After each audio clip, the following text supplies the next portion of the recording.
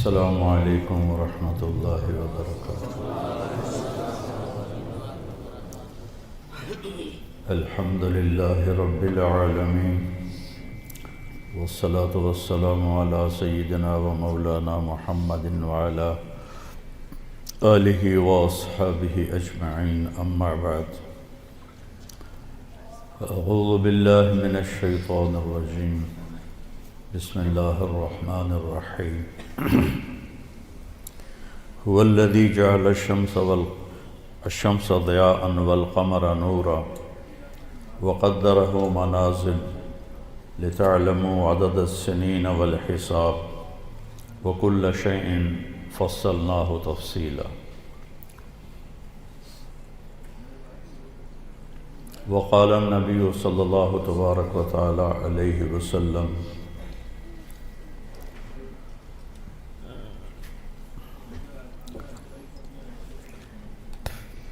شيئان مغبون فيهما كثير من الناس، الصحة والفراغ۔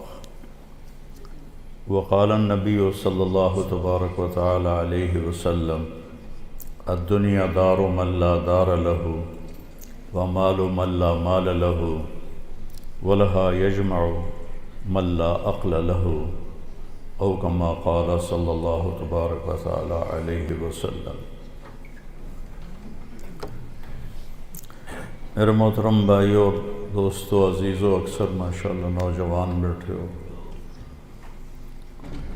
اللہ تعالیٰ نے زندگی کو بہت قیمتی بنایا ہے، اور زندگی وقت کے ساتھ گزرتی ہے۔ وقت اللہ کی ایک مخلوق ہے جو کچھ فاصلے میں ہے، اوپر وقت خط کوئی نہیں ہوتا ہے۔ آسمان کے اوپر اوقات کی کوئی حیثیت نہیں ہوتی۔ جنت میں بھی ٹائم زیرو ہو جائے، کروڑ سال کے بعد بھی وہ اسی جگہ پہ کھڑا ہوگا جہاں وہ کروڑ سال پہلے۔ یہاں اللہ تعالیٰ نے فرمایا کہ میں نے سورج اور چاند کو گردش دی، جس سے سال اور مہینے پیدا ہوئے۔ ویسے تو نئے سال میں کوئی نئی چیز نہیں، وہی جنوری آ گیا جو پچھلے سال آیا تھا، وہی فروری آئے گا جو پچھلے سال تھا، وہی مارچ آئے گا جو پچھلے سال تھا، وہی سردی ہے جو پچھلے سال تھی۔ کچھ بھی نہیں بدلتا، صرف ہندسہ بدلتا ہے کہ پہلے 23 لگا ہوا تھا، اب 24 ہو گیا۔ باقی سال میں تو نئی کوئی بھی چیز نہیں ہے۔ موسم بھی وہی ہیں،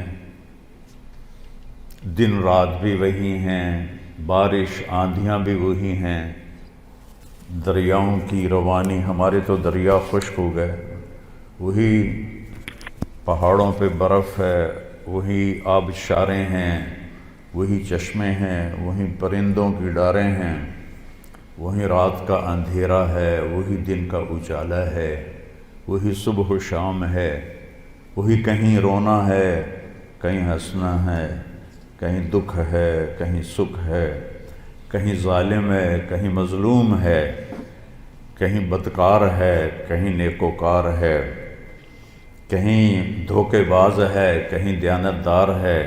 ہر چیز تو اسی طرح چل رہی تھی، تبدیلی کیا ہوئی ہے؟ اور کتنے پاگل پن کی بات ہے کہ خوشی منائی جاتی ہے۔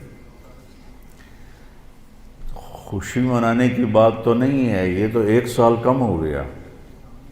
میری زندگی میں سے میں اپنی قبر کے 1 سال اور قریب چلا گیا،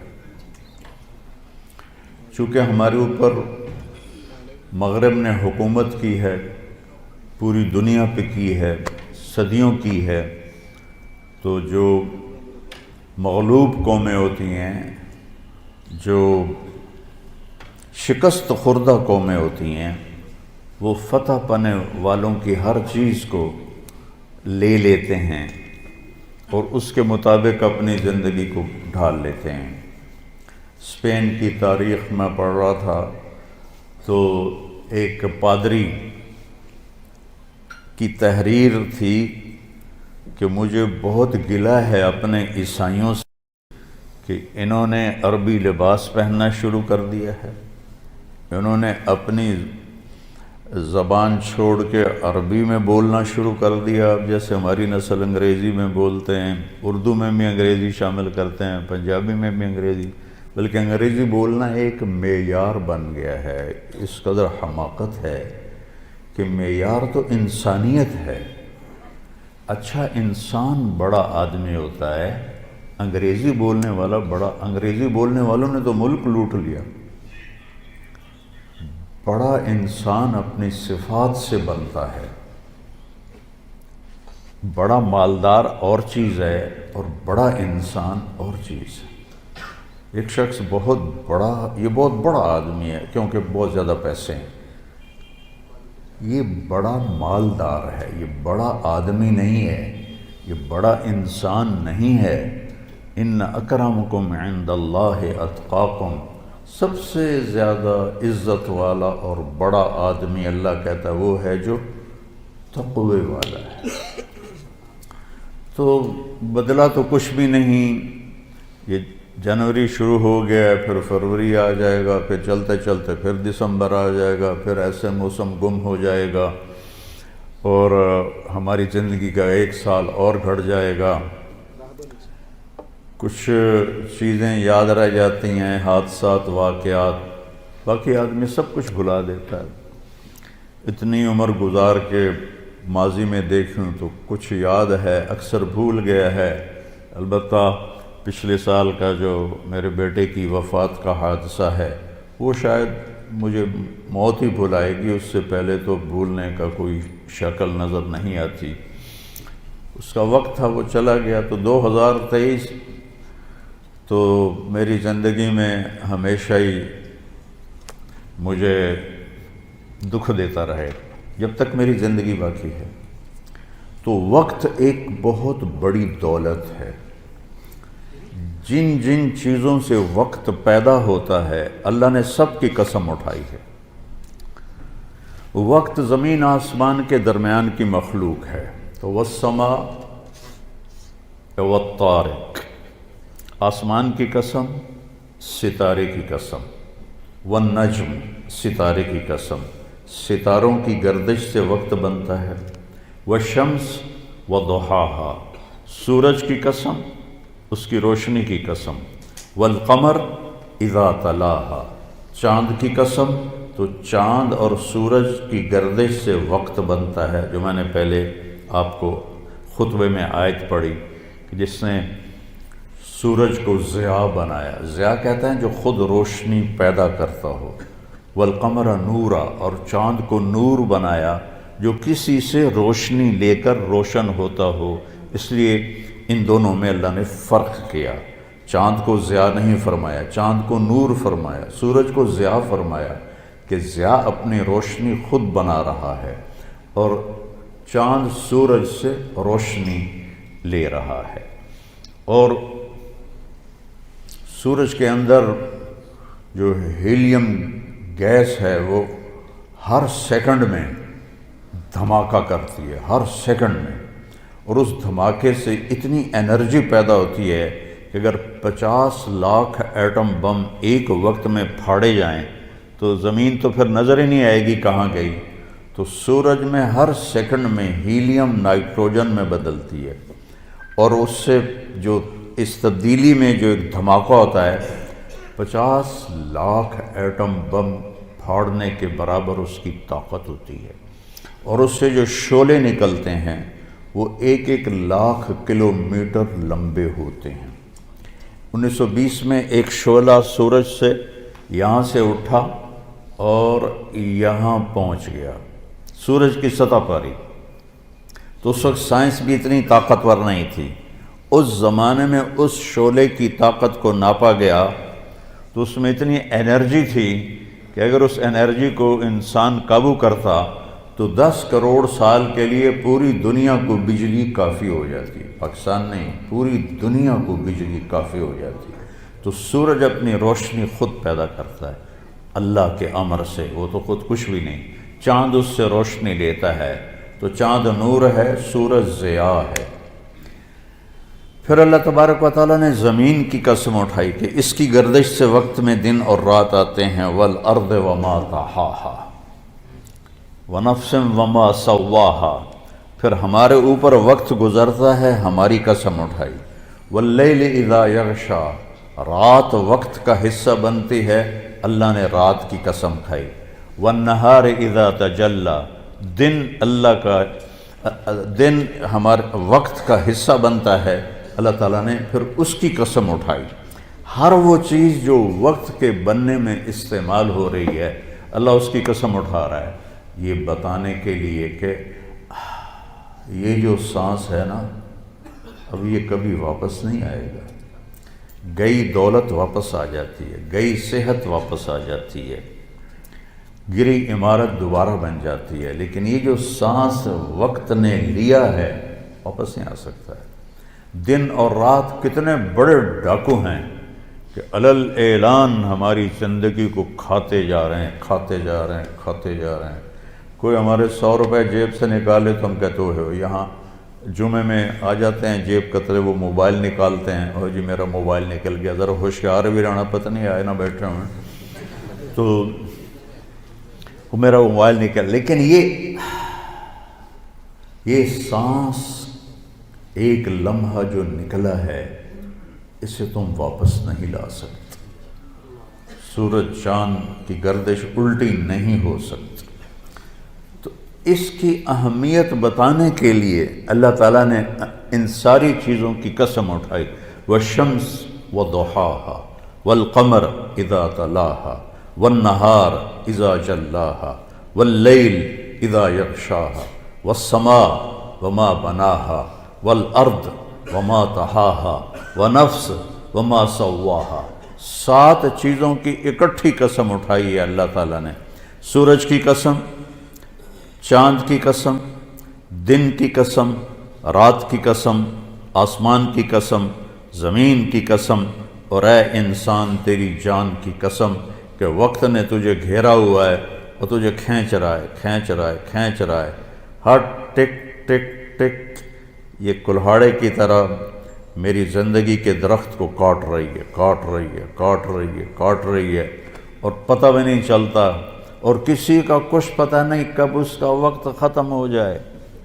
میں اپنے بارے میں تو سوچتا تھا کہ 70 سال کا ہو گیا ہوں تو اب میری زندگی مطلب جامن دا ویلا نیڑے ہی ہے، لیکن وہ عاصم پہ وقت آ گیا جو 36 سال کا نوجوان اور اتنا صحت مند کہ 30 کلومیٹر مسلسل دوڑنے کی طاقت تھی اس کے اندر، 30 کلومیٹر ایک سانس میں دوڑتا تھا، اور خانپور ڈیم کو 1 گو میں اس نے کراس کیا اور آر پار کیا۔ اس کے اوپر موت کا حکم آ گیا، تو کچھ پتہ نہیں ہے، مریض سسک رہا ہے یا اللہ موت دے دے، اور جوان مانگ رہا ہے یا اللہ زندگی دے دے، اس پہ موت آ جاتی ہے۔ اور وہ ہمارا ایک نوکر تھا چاچا فتح محمد نام تھا، فتح کہتے تھے، آخر عمر میں بیمار ہو گیا تھا، تو میں اس کا حال پوچھنے گیا تو مجھے کہا میاں موت نہیں آ رہی، ہمارا ٹائٹل ہے وہاں خاندانی میاں موت نہیں آ رہی، کسی کو مانگے نہیں ملتی، کسی کے بچتے بچتے، لوگ کہتے ہیں نا میں تو مرتے مرتے بچا، ارے بھائی بچتے بچتے مر جائیں گے، میں تو مرتے مرتے بچے، ایک دن اس کا الٹ ہو جائے گا، بچتے بچتے مر جائے۔ وقت قیمتی چیز ہے، اور یہ قیمتی بنتا ہے اس میں کچھ بھرنے سے، اور جو بھر دو گے نکال نہیں سکو گے۔ وقت کے برتن میں جو بھرو گے، وہ بوتلوں میں یہ سیرپ مشینوں ایسے ڈال رہی ہوتی ہے نا، ایسے بوتل آتی ہے، اس میں اوپر سے وہ مشین اس کے اندر سیرپ ڈالتی ہے، وہ آگے چلی جاتی، کبھی کوئی بوتل مس ہو جاتی ہے تو خالی آگے نکل جاتی، اس کے اوپر کھڑا ہوا جو ہے کام کرنے والا وہ اس کو اٹھا کے دوبارہ پیچھے رکھ دے تو پھر بھر جاتی ہے. لیکن یہاں یہ نہیں ہو سکتا کہ میری یہ گھڑی خالی چلی گئی، کچھ بھی نہ کیا، یا موبائل سے ہی کھیلتا رہا. کتنے نوجوان کیا بوڑھے کیا موبائل سے کھیل کھیل اپنی زندگی برباد کر رہے ہیں، گیموں میں زندگی برباد کر رہے ہیں، چیٹنگ میں زندگی برباد کر رہے ہیں. وقت ایک قیمتی چیز ہے. یہ سال مہینے تو ہم نے بنائے ہیں. اللہ نے کہا تھا تعلموا عدد السنین والحساب، مہینے سال تم خود بنا لینا، میں تمہیں وقت کھلا دے رہا ہوں جب تک تمہاری زندگی ہے. دنیا میں کئی کیلنڈر چل رہے ہیں. یہ چاند کا کیلنڈر بھی اسلامی ہے کیونکہ چاند اللہ نے بنایا، اور سورج کا کیلنڈر بھی اسلامی ہے کہ اللہ نے سورج بنایا. یا تو سورج کو انگریز بناتے تو پھر ہم کہتے یہ کافروں کا کیلنڈر ہے اور یہ ہمارا کیلنڈر ہے. اللہ تعالیٰ نے کیا ہے، الشمس تجری لمستقر لہا، سورج اللہ سے پوچھ کے چل رہا ہے. والقمر قدرناہ منازل، چاند اللہ سے پوچھ کے چل رہا ہے. لیکن چونکہ مغرب کی قوموں نے حکومت کی تقریباً پوری دنیا پر تو ان کا کیلنڈر عام ہو گیا، پوری دنیا میں چل گیا. ورنہ چائنا کا کیلنڈر الگ تھا، افریقہ میں تو کوئی تھا نہیں. اب بھی کانگو کے جنگلات میں کوئی کیلنڈر نہیں. وہ جنگل میں پیدا ہوتے ہیں، جنگل میں مر جاتے ہیں، ننگے رہتے ہیں اور وہیں پیدا ہو کر وہیں مر جاتے ہیں. سانپ کاٹے سے لے کر کانٹا چبھنے کا دوا جنگل سے کرتے ہیں اور نہ کوئی ان تک پہنچا ہے. تبلیغی جماعت والے پہنچے تھے کئی سال پہلے، تو اس میں ایک ان کا سردار مسلمان ہوا اور اب آخری خبر تک 5000 اس میں مسلمان ہو چکے. شیخ حسن تھے کیمرون کے، وہ جماعت لے کر گئے تھے جنگل میں. تو ایسے انسانوں کو کاٹ کے کھا جاتے ہیں. تو سب سے جو قدیم کیلنڈر ہے وہ ایران کا ہے، جس میں ان کا جو مہینہ ہے، ان کا جو سال شروع ہوتا ہے وہ 21 مارچ سے شروع ہوتا ہے. اس کو نوروز کہتے ہیں اور وہ نوروز عید بھی مناتے ہیں ایران میں. یہ سب سے قدیم کیلنڈر ہے. کتنی اس کی عمر ہے معلوم نہیں، بہت پہلے سے ہے. اس کے بعد سب سے پرانا کیلنڈر ہے روم کا، جو 700 قبل مسیح تک وہ، اس سے پہلے کیا تھا، 700 قبل مسیح تک 10 مہینے ہوتے تھے. اور پھر جولیس سیزر جب آیا 57 قبل مسیح، اس سے پہلے نوما پیلس ایک رومن بادشاہ آیا، اس نے 10 کے 12 مہینے کیے. سال مارچ سے شروع ہوتا تھا، اس نے جنوری فروری کو اس میں شامل کیا. پھر 57 قبل مسیح جولیس سیزر بہت بڑا گزرا ہے ان کا ایک بادشاہ، اس نے اس میں کوئی ترمیم کی اور ایک نام اپنے نام سے اس نے مہینے کا رکھا، جولیس سے. جولیس کے بعد تھا اگسٹس جو روم کا بادشاہ تھا، اس نے پھر ایک اپنے نام سے مہینے کا نام رکھ دیا اگست. یہ جتنے نام ہیں یہ رومن دیوتاؤں کے نام ہیں سوائے ان دو کے. جولیس سیزر کے نام پر ہے اور اگست جو ہے یہ اگسٹس کے نام پر ہے. باقی جو 10 مہینے ہیں یہ یونانی دیوتاؤں کے نام پر ہیں. شاید آپ کے سامنے یہ بات کبھی نہ گزری ہو کہ یہ جتنے نام ہیں یونانی تہذیب سے شروع ہوا نا کیلنڈر، تو انہوں نے اپنے دیوتاؤں کے نام پر یہ سارے نام، یہ سب یونانی لفظ ہیں، ان کو تھوڑا صحیح کر کے ہم اپنی اردو میں یا انگلش میں استعمال کرتے ہیں. یہ دیوتاؤں کے نام پر یہ نام رکھے گئے ہیں. اور پھر جب حضرت عیسیٰ علیہ السلام کا زمانہ آیا تو انہوں نے اس کیلنڈر کو عیسوی کیلنڈر بنایا اور حضرت عیسیٰ علیہ السلام کی تاریخ پیدائش سے اس کو شروع کیا. حضرت عیسیٰ علیہ السلام کی تاریخ پیدائش کے بارے میں کوئی تحقیقی روایت کوئی نہیں ہے. ایک اندازہ تخمینہ ہے جس پر یہ دسمبر کو ختم کیا جاتا ہے۔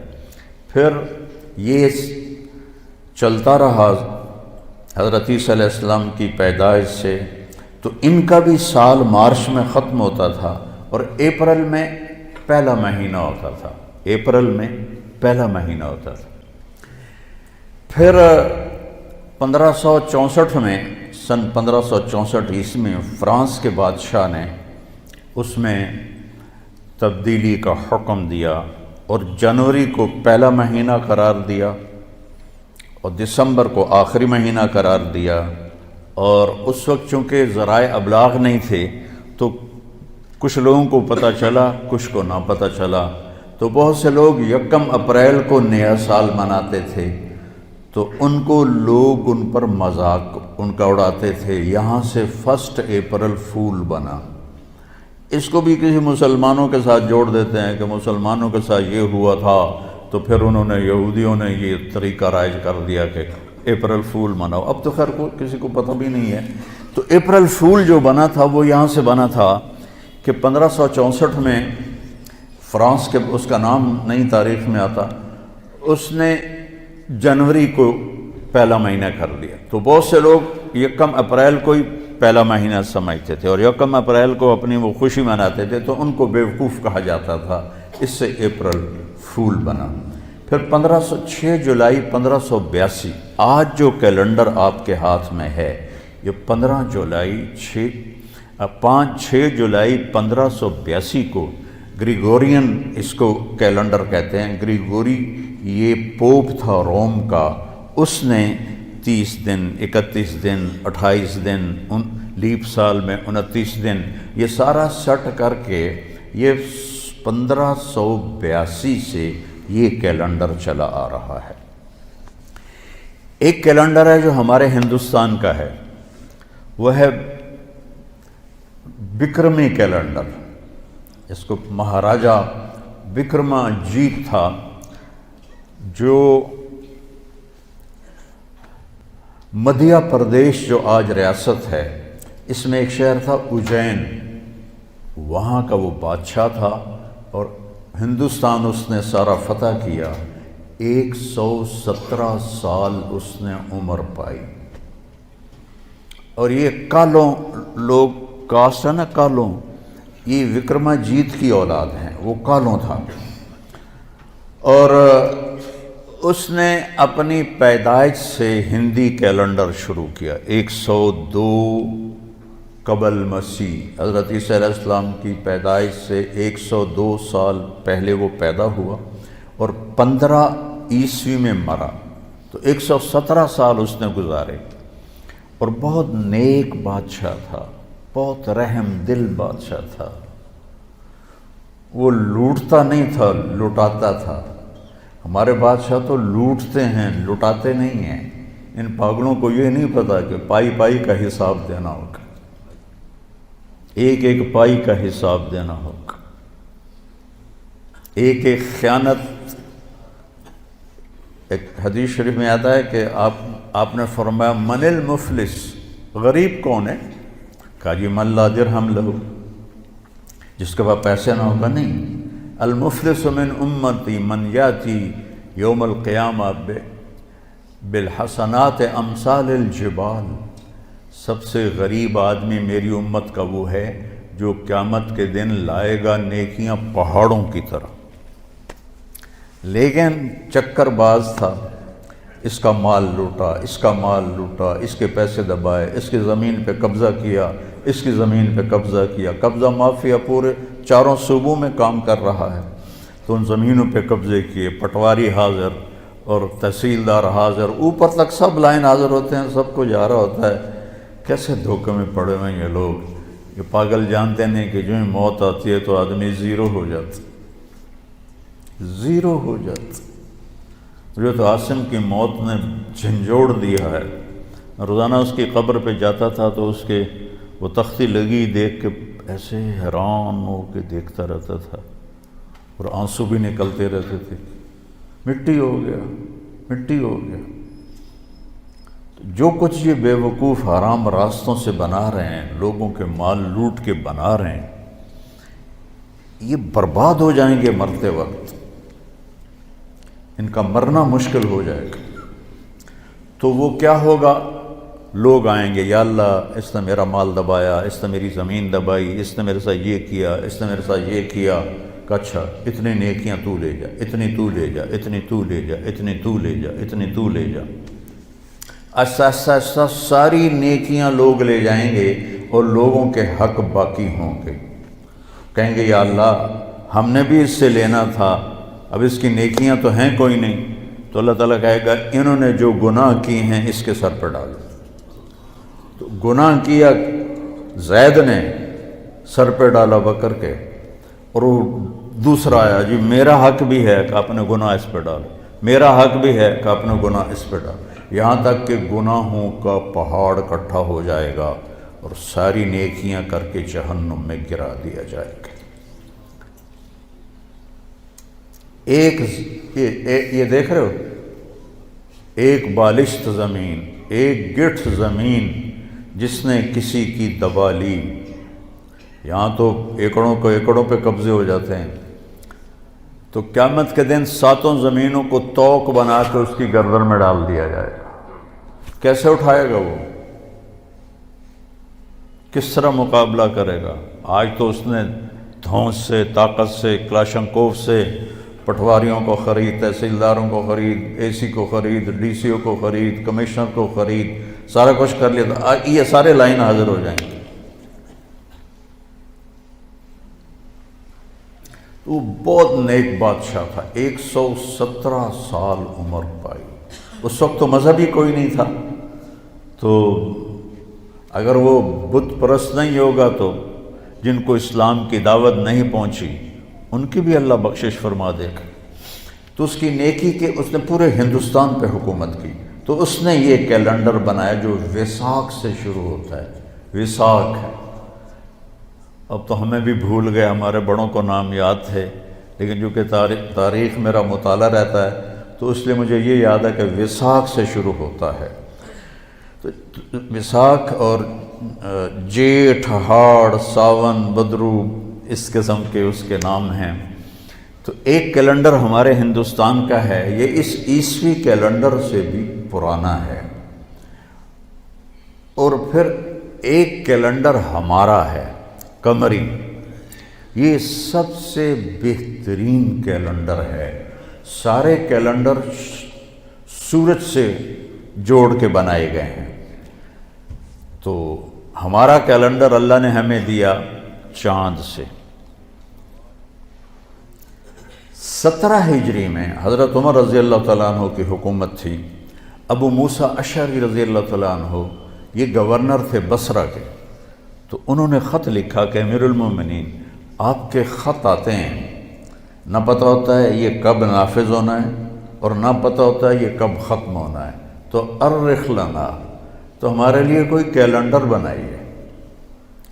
تو حکومت بہت پھیل چکی تھی، 22 لاکھ مربع میل میں حکومت پھیل چکی تھی، تو حضرت عمر کو یہ بات بڑی پسند آئی، تو انہوں نے سب کو جمع کیا، فرمایا بھائی ابو موسیٰ کا خط آیا ہے تو ہمیں اپنا کوئی کیلنڈر بنانا چاہیے۔ سب نے کہا بالکل صحیح ہے، تو فرمایا کہاں سے شروع کریں؟ تو ایک رائے آئی میلاد النبی سے شروع کریں، ولادت نبی سے شروع کریں۔ ایک رائے آئی غزوہ بدر سے شروع کریں، ایک رائے آئی فتح مکہ سے شروع کریں۔ آپ نے حضرت علی سے پوچھا تمہاری کیا رائے ہے؟ کہا ہجرت سے شروع کریں، کہ ہجرت سے اسلام زندہ ہوا، آپ کی ہجرت ہوئی تو اسلام کے دروازے کھلے۔ تو عمر رضی اللہ تعالیٰ عنہ کو یہ رائے سب سے زیادہ پسند آئی، اور یہ طے پایا کہ بھئی ہم ہجرت نبی سے اپنے سال کو شروع کریں گے، کہ آپ نے جب مکہ سے مدینہ کی طرف ہجرت فرمائی تو اس وقت 27 صفر 27 सफ़र जुमेरात का दिन था। आप अबू बकर रज़ियल्लाहु अन्हु के पास गए कि अबू बकर जाने का हुक्म आ गया है। उन्होंने कहा या रसूलुल्लाह मैं भी साथ हूँ। कहा तो वो रोने लगे खुशी से। कहा मेरे पास एक ऊँटनी है जो एक बड़ी मशहूर आपकी ऊँटनी है कस्वा, ये अबू बकर ने आपको दी थी। कहा वो मैं आपको गिफ्ट करता हूँ इस दिन के लिए। कहा नहीं, हिजरत है, मैं पैसे दूंगा, मदीने जाके पैसे दूंगा। तो जुमरात को यानी शब जुमा आप तहज्जुद के वक्त में अबू बकर आपके पास तशरीफ़ लाए। आप दोनों हजरात, अबू बकर कहने लगे या रसूलल्लाह मैंने एक गार तलाश किया हुआ है, इधर है मदीना और इधर है गार सौर, बिल्कुल मुखालिफ समत में। तो पहले हम वहाँ जाके छुपते हैं, जब हमारी तलाश माठी पड़ जाएगी तो फिर हम निकल पड़ेंगे।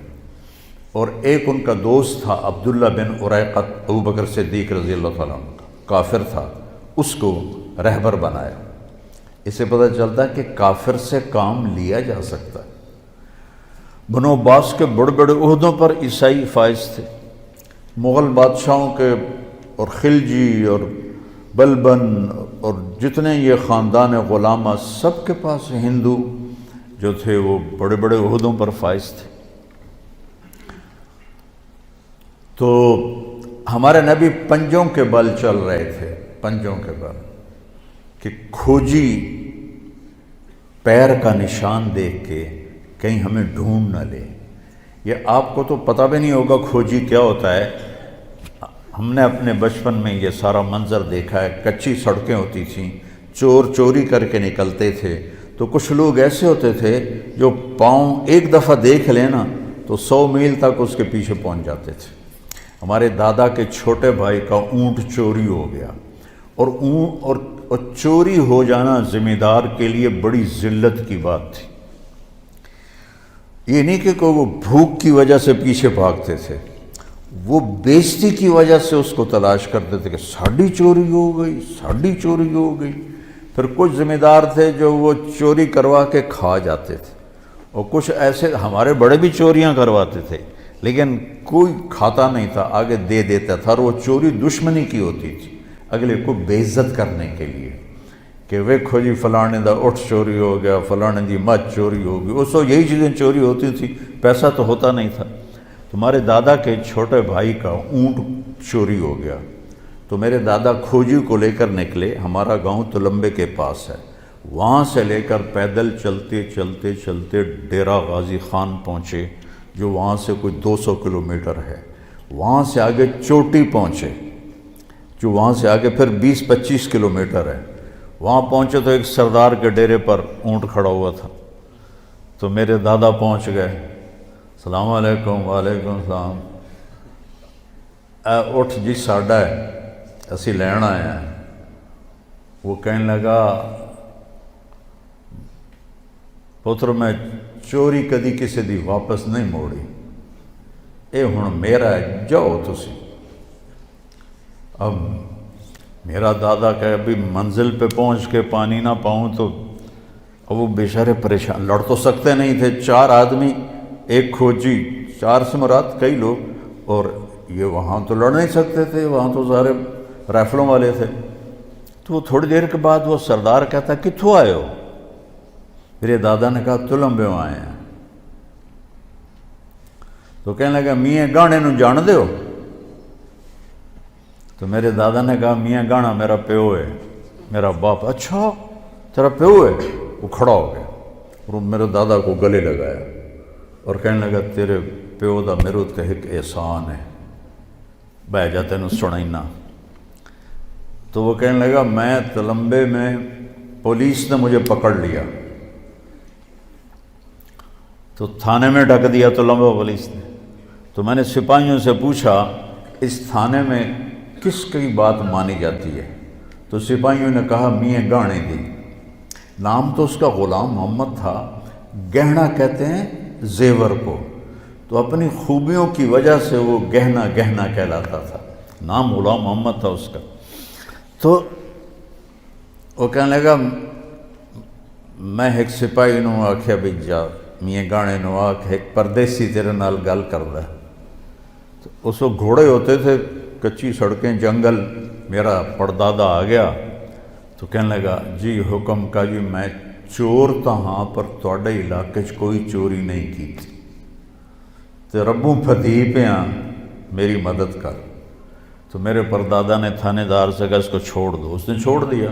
ان کا تیرے پیو دا احسان ہے میرے ہوتے، اے اپنا اٹھ بھی لے جا تو ایک میرا بھی لے جا۔ تو وہ 2 اونٹ لے کر میرے دادا واپس پہنچے۔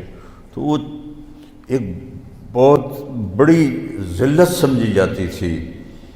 ہاں ہمارے نبی پنجوں پہ چل رہے تھے کہ کھوجی نہ پہنچ جائے۔ تو کھوجی کے لفظ کی وضاحت کے لیے میں نے آپ کو یہ قصہ سنایا، میں نے خود کھوجی دیکھے ہیں۔ وہ ایسے جھک کے تھوڑی دیر تک پاؤں کو دیکھتے رہتے تھے اور پھر ان کا نقش بیٹھ جاتا تھا، وہ اس کو لے کے چلتے رہتے تھے۔ پکی سڑکیں ہوتی نہیں تھیں، کچی سڑکیں ہوتی تھیں، تو 200 میل تک بھی پہنچ جاتے تھے۔ اور ابو بکر کبھی آگے چلتے کبھی پیچھے چلتے، کبھی آگے چلتے کبھی پیچھے چلتے۔ تو آپ نے فرمایا ابو بکر کیا کر رہے ہو؟ کبھی آگے ہو جاتے ہو کبھی پیچھے ہو جاتے ہو۔ کہ یا رسول اللہ جب مجھے ڈر لگتا ہے کہ آگے کوئی چھپا ہوا ہوگا وار نہ کر دے تو میں آگے ہو جاتا ہوں تاکہ میرے اوپر آئے، آپ پہ نہ آئے، اور جب مجھے خیال آتا ہے کوئی پیچھے سے حملہ نہ کر دے تو پھر میں آپ کے پیچھے ہو جاتا ہوں کہ جب دشمن وار کرے تو میرے اوپر کرے، آپ پہ نہ کرے۔ تو پنجوں پہ چلتے چلتے یہ کچھ 4 میل کا فاصلہ تھا، پتھروں پر کنکروں پر آپ کی ساری انگلیاں زخمی ہو گئیں۔ تو جب پہاڑ پہ چڑھنے کا وقت ہے تو ایسا پہاڑ ہے جنہوں نے دیکھا ہوا ہے سیدھا، تو آپ پاؤں کی تکلیف کی، انگلیوں کی تکلیف کی وجہ سے چڑھ نہ پائے۔ تو ابو بکر رضی اللہ عنہ نے آپ کو اپنی کمر پہ بٹھایا اور پورا پہاڑ اوپر چڑھ کے گئے اور آپ کو باہر بٹھایا۔ کہہ رہے ہیں یا رسول اللہ آپ نے اندر نہیں جانا، اندھیرا تھا، 27 کی رات تھی، 27 صفر کی رات تھی۔ اندر گئے، ٹٹول کے جتنے سوراخ تھے نا پتھروں سے بند کیے، پھر سوراخ باقی تھے اپنی پگڑی کو اتارا اور پھاڑ کے سوراخ بند کیے، پھر سوراخ باقی تھے تو آپ نے کرتے کو اتارا اور پھاڑ کے سوراخ بند کیے۔ ایک سوراخ باقی رہ گیا، یہ وہ تھا جس میں سانپ تھا۔ تو بعض علماء نے یہ بات کہی ہے کہ وہ سانپ جو ڈنگ مار رہا تھا وہ اس لیے نہیں مار رہا تھا کہ بھئی سانپ ہونے کی وجہ سے میں ڈس رہا ہوں، وہ ڈنگ مار رہا تھا کہ پیر پر آ کر میں بھی نبی دی زیارت کر لی۔ وہ اس لیے ڈنگ مار رہا تھا کہ میں نبی دی زیارت کر لی۔ تو جب تھوڑا سا اجالا ہوا تو آپ نے دیکھا ابو بکر ننگے بیٹھے ہوئے تھے، اوپر سے کرتا بھی کوئی نہیں، پگڑی بھی کوئی نہیں۔ تو آپ نے کہا ابو بکر یہ کیا ہوا؟ کتنے گئے تیرا چولا، تیری پگڑی؟ تو انہیں ایسے دکھائی یا رسول اللہ یہ سارے تھے سوراخ، مجھے ڈر لگا کوئی بچھو، کوئی سانپ، کوئی کیڑا آپ کو تکلیف نہ پہنچائے، تو اس لیے میں نے یہ کور کر دیے۔ تو میرے نبی کی آنکھوں میں ایک دم آنسو ایسے چھل کے پانی کی طرح، اور آپ نے ہاتھ اٹھائے، کہا یا اللہ میں ابو بکر سے راضی ہوں، تو بھی اس سے راضی ہو جا اور اسے جنت میں میرا ساتھی بنا دے۔ فوراً جبریل آئے اور انہوں نے آ کر کہا یا رسول اللہ اللہ فرما رہے ہیں ہم ابو بکر سے راضی ہو گئے اور جنت میں آپ کا ساتھی بنا دیا۔ ویسے بھی آج 22-23 جمادی ثانی ہے، تو حضرت ابو بکر رضی اللہ تعالیٰ عنہ کی وفات 22 جمادی ثانی کو ہوئی ہے۔ تو اس کی نسبت میرے ذہن میں تو میں کوئی تیاری کر کے تو آتا نہیں ہوں، جو اللہ تعالیٰ جدھر مجھے لے جاتا ہے میں چل کے آپ کو بتا دیتا ہوں، لیکن تھوڑا سا میرا یہ فوکس تھا کہ میں وقت کے بارے میں آپ کو بتاؤں۔ تو وہ ہجرت سے کیسے شروع ہوا؟ تو آپ 27 کی رات، 28 کی رات، 29 کی رات رہے، اور یکم کی صبح کو تہجد کے وقت آپ وہاں سے نکلے۔ تو آپ نے مکے کو دیکھا تو کہیں کہیں چراغ ٹمٹماتے تھے، تو آپ نے کہا یا مکہ تو ما اطیبک من بلد واحبک الی لولا ان قومی اخرجونی منک لما سکنت غیرک۔ اے مکہ تو مجھے کتنا محبوب ہے، اگر میری قوم مجھے نہ نکالتی تو میں تمہیں چھوڑ کے کبھی نہ جاتا۔ اور آپ نے وہاں سے سفر شروع کیا، اور 8 ربیع الاول کو آپ قباء میں پہنچ گئے۔ قباء میں اور 22 ربیع الاول کو پھر آپ مدینہ میں داخل ہوئے اور جمعہ کا دن تھا، اور آپ نے مدینہ سے پہلے مسجد تھی جس کو آج کل مسجد جمعہ کہتے ہیں، تو جہاں بنو سالم آباد تھے وہاں آپ نے جمعہ کی نماز پڑھائی اور خطبہ دیا، اور اس میں عبداللہ بن سلام بہت بڑے یہودی عالم تھے بنو قینقاع کے، وہ آئے سننے، تو آپ نے اس میں ایک جملہ فرمایا جو انہوں نے سن کر کہا کہ یہ نبی کے سوا ایسا خوبصورت کلام کوئی نہیں بول سکتا کہ افشوا السلام واطعموا الطعام وصلوا الارحام وصلوا باللیل والناس نیام تدخلوا الجنت بالسلام۔ الفاظ کی موسیقی دیکھیے آپ، سلام پھیلاؤ، کھانے کھلاؤ، رشتہ داروں سے اچھا سلوک کرو، اور رات کو اس وقت اٹھ کے نماز پڑھو جب لوگ سو رہے ہوں، تو آرام سے جنت میں داخل ہو جاؤ۔ تو کہنے لگے یہ سچا نبی ہی ایسا بول سکتا ہے اور کوئی نہیں بول سکتا۔ تو یہ تھوڑا سا ہجرت کا خاکہ میں نے آپ کو بتایا، تو پھر وہاں سے آگے اسلام کا عروج شروع ہوا، تو ہجرت پر طے ہو گیا کہ ہم ہجرت سے اپنا کیلنڈر شروع کریں گے۔ اب آیا کہ پہلا مہینہ کون سا ہو، تو اس میں بھی کئی رائے آئیں۔ کئیوں نے کہا کہ نبی کی ولادت والا مہینہ پہلا مہینہ ہو، تو کئیوں نے کہا کہ وہی مسلمانوں کے غزوہ بدر کا پہلا مہینہ ہو، اس طرح مختلف رائے آئیں، مجھے اب پوری یاد نہیں ہے۔ تو پھر حضرت علی کی رائے آئی کہ محرم سے شروع کرو، کیونکہ محرم سے ہجرت کی ابتدا ہوئی تھی۔ ذوالحجہ میں 72 آدمی مدینہ سے آئے اور آپ کے ہاتھ پر بیعت کی۔ حضرت عباس رضی اللہ عنہ کو آپ ساتھ لے کر گئے، وہ مسلمان نہیں تھے، اور اب انہوں نے پہاڑ ہٹا دیے ہیں۔ وہاں مینا میں ایک مسجد پرانی سی نظر آتی ہے، جو پیدل جائیں گے نا، تو میں نے تو وہاں نماز بھی پڑھی ہے، اذان بھی دی ہے، جماعت بھی میں نے ہی کرائی ہے، کوئی بھی وہاں نہیں تھا، تو شرطے آ گئے تو ان کو میں نے جماعت کروائی تھی۔ میں پیدل چلا گیا تھا عزیزیہ سے، وہاں بیٹھ کر تھوڑا سا وہ میں نقشہ اپنے دماغ میں سوچ رہا تھا کہ یہاں مدینے کے ساتھی اکٹھے ہوئے 72، 2 عورتیں ام منی ام عمارہ اور 70 مرد، اور ادھر میرے نبی اور آپ کے چچا عباس، گپ اندھیرا، رات کا آخری حصہ۔ تو حضرت عباس نے پہلے بات کی کہ دیکھو بھائی، یہ ہم بنو ہاشم اپنے بھتیجے کی حفاظت کر رہے ہیں، دشمنوں سے اس کا بچاؤ کر رہے ہیں۔ تم اگر یثرب نام تھا، یثرب غم کو کہتے ہیں، اگر تم اسے لے جانا چاہتے ہو تو پھر اس کی حفاظت کرو گے، اگر نہیں کر سکتے اور کل کو چھوڑ دو گے تو آج ہی چھوڑ دو۔ تو ایک صحابی ہیں اسد بن زرارہ، کہنے لگے یا رسول اللہ، اگر آپ کی اجازت ہو تو میں جواب دوں، ایسا جواب دوں گا کہ آپ کے چچا کی کوئی توہین نہیں ہوگی۔ ہم نے کہا دو۔ تو وہ کہنے لگا عباس، چوڑیاں تو ہم نے بھی نہیں پہنی ہوئی، ہم بھی جنگوں میں پروان چڑھے ہیں اور تلواروں کی جھنجھناہٹ ہمارے نغمے رہے ہیں، تو کسی ایسے آدمی کو اپنا سردار بنانا جسے قوم نکال دے کوئی آسان کام ہے عرب کے ماحول میں؟ کسی ایسے دین کو قبول کرنا جسے سب عرب نے رد کر دیا ہو آسان ہے عرب کے ماحول میں؟ جب ہم یہ کر چکے ہیں تو حفاظت بھی کر کے دکھائیں گے۔ تو کہ یا رسول اللہ بیعت کے لیے ہاتھ بڑھائیں۔ تو ایک دم ایک صحابی کھڑے ہوئے، حضرت عباس بن مرداس، وہ عباس بن عبد المطلب چچا، عباس بن مرداس ان میں سے مدینے والوں سے، ٹھہرو ٹھہرو ٹھہرو ٹھہرو ٹھہرو ٹھہرو، مدینے والوں کو ٹھہرو ٹھہرو ٹھہرو ٹھہرو ٹھہرو، کیا ہوا؟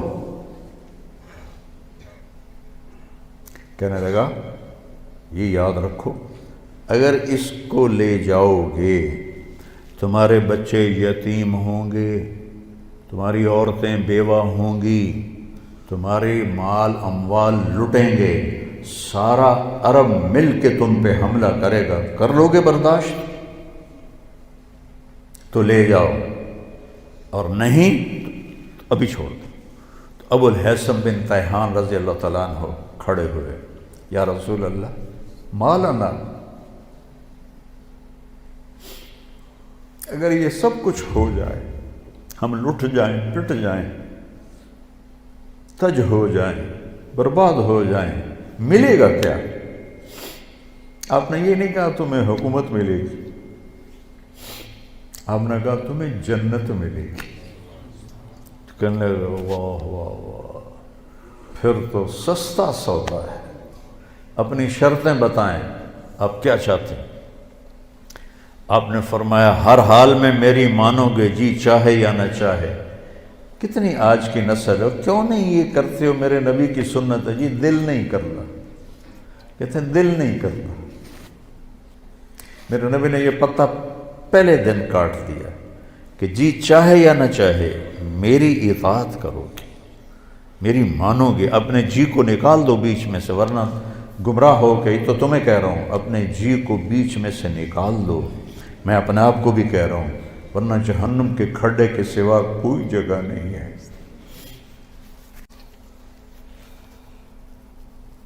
اپنے نبی کی زندگی پڑھو تو تمہیں پتہ چلے کہ کیا احسان کر گئے اپنی امت پر، وہ کتنا رو کے گئے اپنی امت کے لیے۔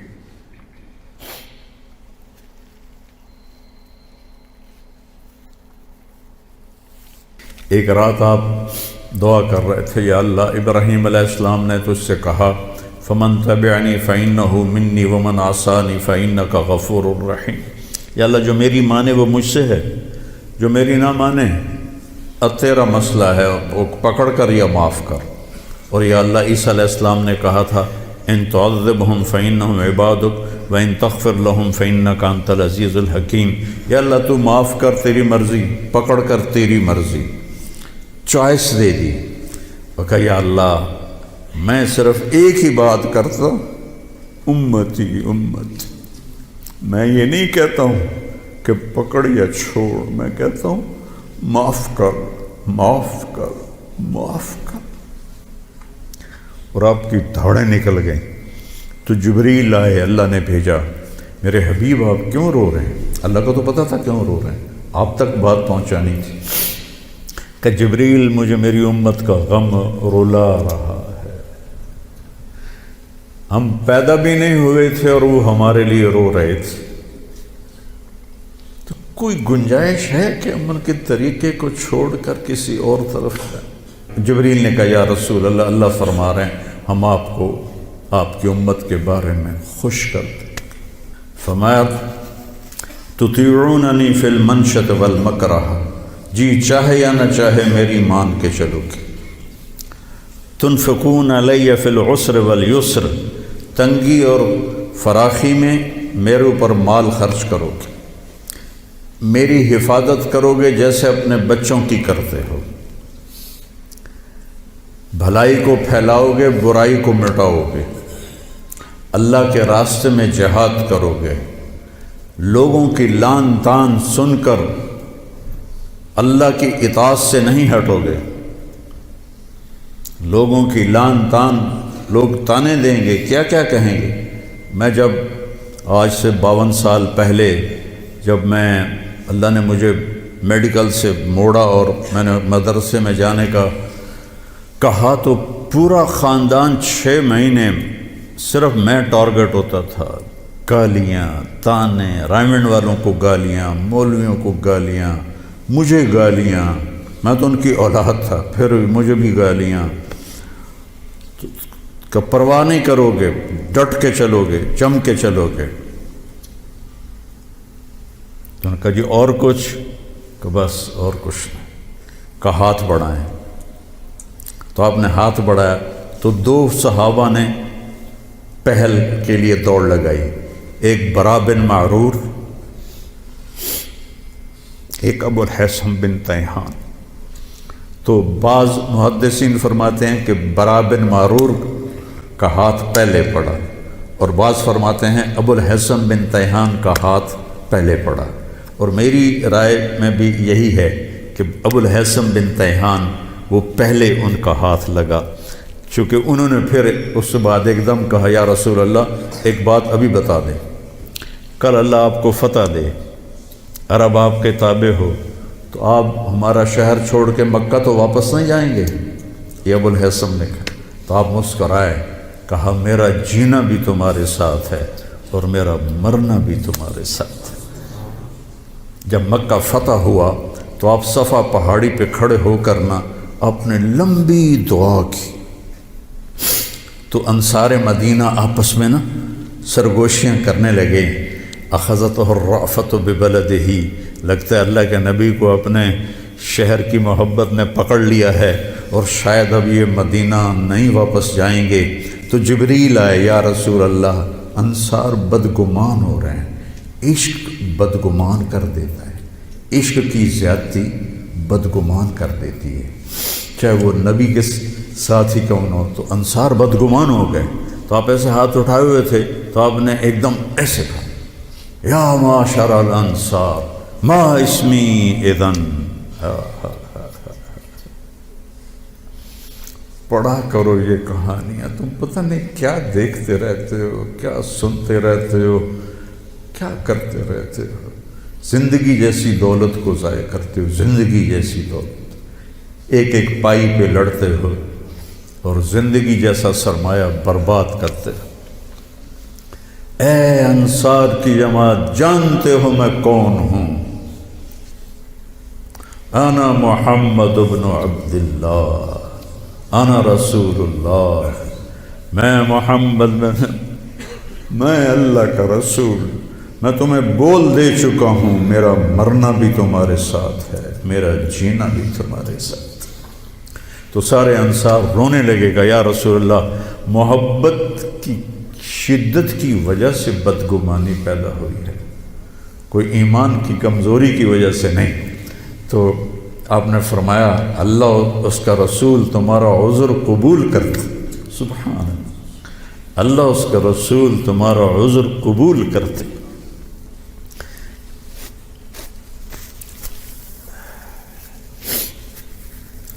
تو اس میں دو عورتیں بھی تھیں، ام منی اور ام عمارہ، تو وہ آئیں ہاتھ بڑھانے، تو ہم نے کہا نہیں تمہاری بیعت زبان سے ہے۔ تو عبداللہ بن رواحہ کھڑے ہو گئے، یا رسول اللہ حملہ کر دیں مکے پر؟ جوان تھے، حملہ کر دیں؟ کہا نہیں نہیں نہیں نہیں نہیں ابھی نہیں، بس خاموشی سے چلے جاؤ اپنے اپنے خیموں میں۔ شیطان یہ سارا دیکھ رہا تھا، اس نے مینا کی پہاڑی پہ اعلان کیا قریش کے سرداروں تمہارے خلاف یثرب والوں نے سازش کر دی۔ تو جو آواز گونجی تو وہ سارے ایک دم اکٹھے ہو گئے، تو انہوں نے یثرب کے سرداروں کو بلایا، یہ سارے نوجوان تھے، یہ سارے۔ نبی کی ایک نشانی یہ ہے ایک کہ اس کے پیچھے لبیک کہنے والے سب سے پہلے جوان ہوتے ہیں، چونکہ بوڑھے خشک شاخ بن چکے ہوتے ہیں اور جوان تر شاخ ہوتے ہیں۔ تو انہوں نے سرداروں کو بلا لیا، یہ تم نے کیا کیا ہمارے خلاف سازش کی ہے؟ اللہ کی قسم ہمیں پتہ ہی کوئی نہیں، ایسے ہی تمہارے کان بج رہے ہوں گے، ایسا کوئی قصہ نہیں۔ ان کو پتہ ہی نہیں تھا، پیچھے پیچھے نیچے نیچے نوجوانوں نے یہ سارا قصہ بنایا تھا۔ تو یہ مینا کے دن ہیں 12 13 10 11 12 13، تو اس کے 2 ہفتے کے بعد پھر اللہ تعالیٰ نے ہجرت کی اجازت دی، تو محرم سے ہجرت کی ابتدا ہو گئی۔ تو آپ نے فرمایا چونکہ ہجرت کی ابتدا تو محرم سے ہے، ہمارے نبی نے ہجرت کی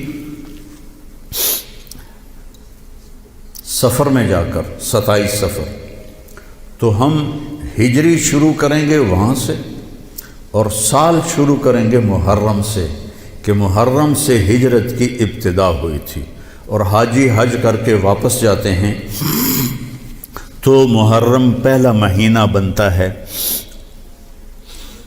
تو لہٰذا ہمارا جو سال بنا وہ بنا محرم سے شروع ہوگا، اور اس کی جو سال کی جو انتہا ہے، ابتدا، وہ ہجری سے ہوگی۔ اور صحابہ اجازت لے رہے تھے، جا رہے تھے، ابوبکر صدیق نے اجازت مانگی تو آپ نے انکار کر دیا، تو کہا یا رسول اللہ میں آپ کے ساتھ جاؤں گا، آپ نے کہا ہاں۔ حضرت عمر رضی اللہ عنہ نے اجازت مانگی، آپ نے دے دی، تو حضرت عمر رضی اللہ تعالیٰ عنہ نے زرہ پہنی، تلوار سجائی اور بیت اللہ کا طواف کیا، اور جہاں سارے قریشی بیٹھے تھے وہاں کے کھڑے ہو گئے، کہا بھائی جو یہ چاہتا ہو کہ اس کی بیگم بیوہ ہو جائے، بچے یتیم ہو جائیں، تو یہ میں مکہ چھوڑ کے جا رہا ہوں، جس مائی کے لال میں طاقت آئے اور مجھے روک کے دکھائے۔ ایک بھی نہیں اٹھا، ایک بھی نہیں اٹھا، سارے سہم گئے، دبک گئے۔ میرے نبی سے زیادہ دلیر تھے حضرت عمر، آپ چھپ کے گئے۔ حضرت عمر کا فعل سنت نہیں بننا تھا، میرے نبی کا فعل سنت بننا تھا۔ کمزوری کے وقت میں کیا کرنا ہے ہمیں طریقہ سکھانے کے، ورنہ جبریل ایسے براق پہ بٹھاتے اور جا کے مدینے اتار دیتے۔ امت کو سبق دینا تھا، جب تم کمزور ہو تو پھر اس وقت تم نعرے بازی نہ کرو، اپنی طاقت کو حاصل کرو۔ نعروں سے بھی کبھی کوئی قوم فتح ہوتی، اور بد دعاؤں سے بھی کبھی کوئی قوم برباد ہوتی، ہمارے جیسوں کی بد دعائیں۔ تو اپنی اصلاح کمزوری کے وقت میں وہ کرو جو میرے نبی نے کر کے دکھایا، کمزوری کے وقت میں وہ نہ کرو جو بدر میں انہوں نے کر کے دکھایا۔ اس وقت سارا باطل ہم پر چھایا ہوا، ہمیں تو ایک جہاز کا پرزہ بھی بنانا نہیں آتا، تو وہ کتنے بے وقوف ہوں گے جو کہیں ہم ان کو یہ ذرا پرزہ دے ہوئے جو توڑو تے ہی بم سٹنا ہے۔ کیا خیال ہے دیں گے وہ؟ جب تک ہم اپنے وسائل پہ، جب تک ہم اپنے علم میں، دیکھو چائنا والوں نے جا کے انگلینڈ میں علم نہیں سیکھا، امریکہ میں علم نہیں سیکھا۔ ہمارا ہر محکمہ، چاہے وہ فوج ہو چاہے وہ سول ہو، امریکہ جا رہے ہیں، انگلینڈ جا رہے ہیں سیکھنے کے لیے۔ ارے دشمن بھی کبھی سکھائے گا کچھ؟ ہم خود تراشتے ہیں منازل کے سنگ میل، ہم وہ نہیں ہیں جن کو زمانہ بنا گیا۔ جاپان نے کوئی جا کے انگریزی سیکھی تھی، چائنا نے انگریزی سیکھی تھی۔ انگریزی سیکھنا کوئی منع نہیں ہے، ایک زبان ہے، سیکھو، لیکن اس کو بڑائی اور عزت کا معیار بنا لینا کیا ظلم و ستم ہے یار۔ اپنے علم میں خود مختار بنو گے، اپنی طاقت حاصل کرو گے، اللہ سے تعلق بڑھاؤ گے، پھر نعرے لگاؤ۔ ایسے زندہ باد مردہ باد کیا فضولیات، مسجدوں میں اتنا شور مچ جاتا ہے، زندہ باد مردہ باد۔ حضرت عمر رضی اللہ تعالیٰ نے دیکھا دو آدمی مسجد نبوی میں اونچی اونچی بات کر رہے تھے، تو آپ نے ایک کنکر اٹھایا اور ان کو ایسے پھینکا، جب ان کے سامنے گرا تو انہوں نے مڑ کے دیکھا، تو حضرت عمر نے ایسے اشارے سے بلایا مسجد نبوی میں، تو وہ آ گئے، کہا کہاں سے آئے ہو؟ کہا یہ طائف سے۔ کہ اگر تم مدینہ کے ہوتے تو مار مار کے تمہارے چہرے میں خونی کر دیتا، تم نبی کی مسجد میں اونچی آواز سے بول رہے ہو۔ یہاں یہ ساری مسجدیں مسجد نبوی سے جڑی ہوئی ہیں، بیت اللہ سے جڑی ہوئی، ان میں نعرے کبھی زندہ آباد کبھی مردہ آباد، یہ کیا امت نے طریقہ اپنا لیا ہے۔ سلطان عبد المجید نے جب مسجد نبوی بنائی، جو سیکنڈ لاسٹ تھا ترکی بادشاہ، تو اس نے ساری دنیا سے کاریگر بلائے، ان کو استنبول میں ایک بستی میں ٹھہرایا اور کہا اپنے ہر ہنر والا اپنے بچے کو حافظ بنائے اور اپنا ہنر سکھائے۔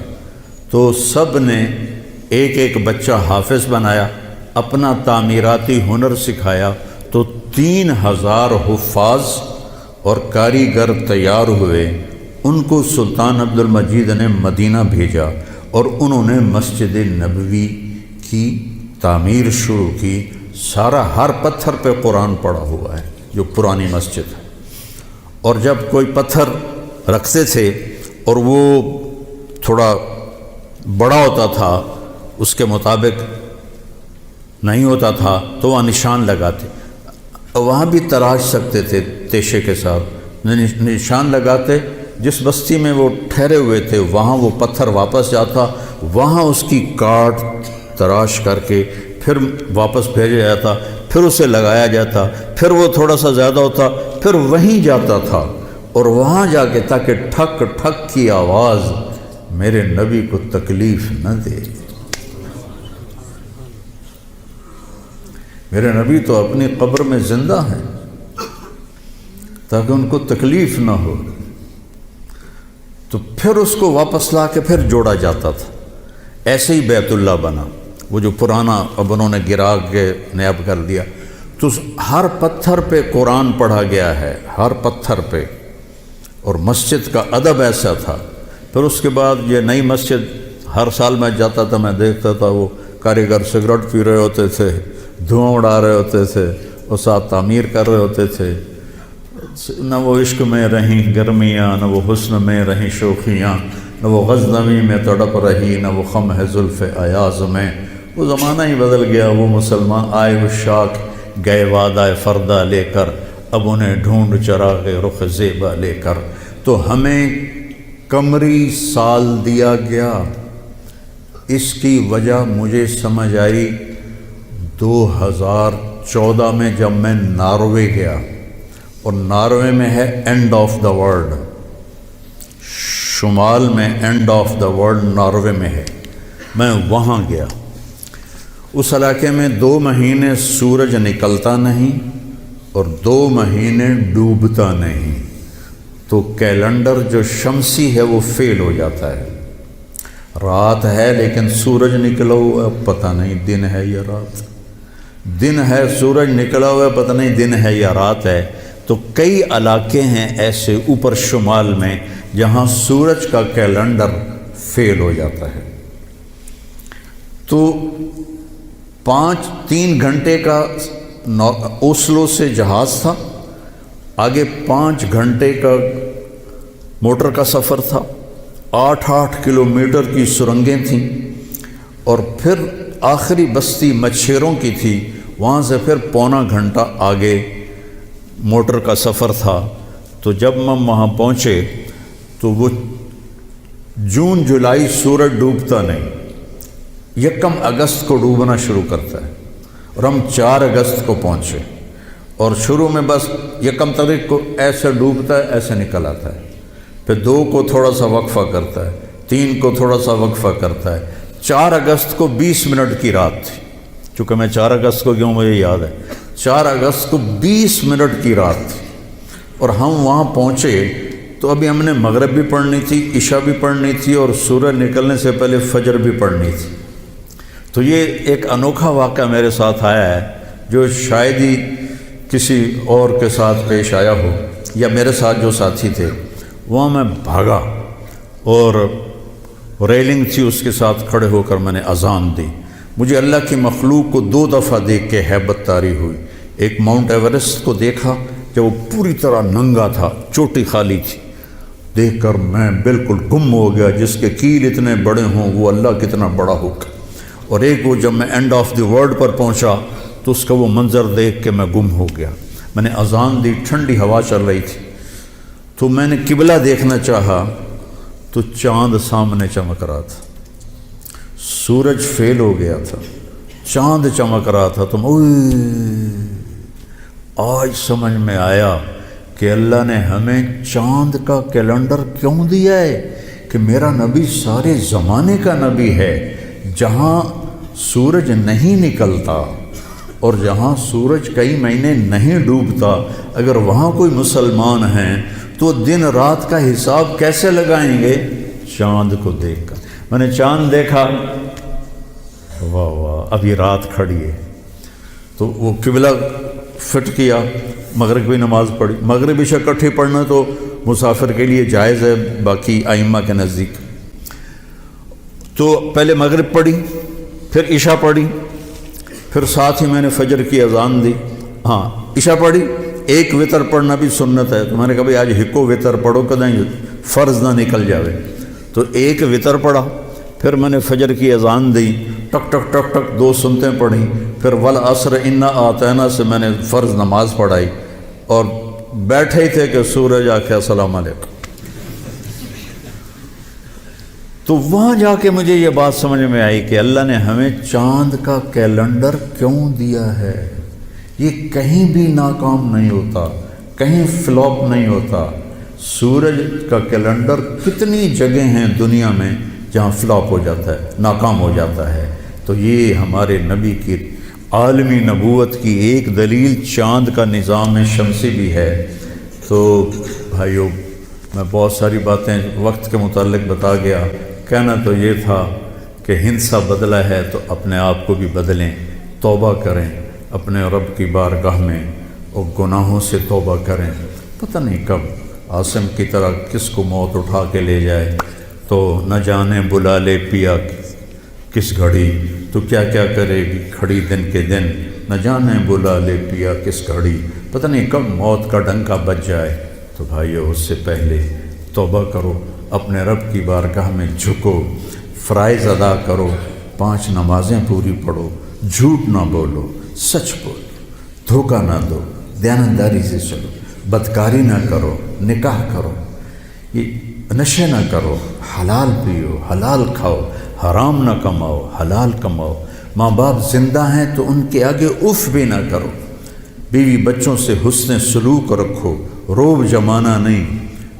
ماں باپ سے کہتا ہوں اولاد کی عزت کرو, اولاد کو عزت دو, انہیں ڈانٹ ڈپٹ سے نہ چلاؤ, پیار سے چلاؤ. اولاد سے کہتا ہوں ماں باپ کے آگے اف بھی نہ کرو کہ وہ تمہاری جنت ہیں, وہ تمہاری جنت کے دروازے ہیں. اور اپنی کمائیوں میں حلال رکھو.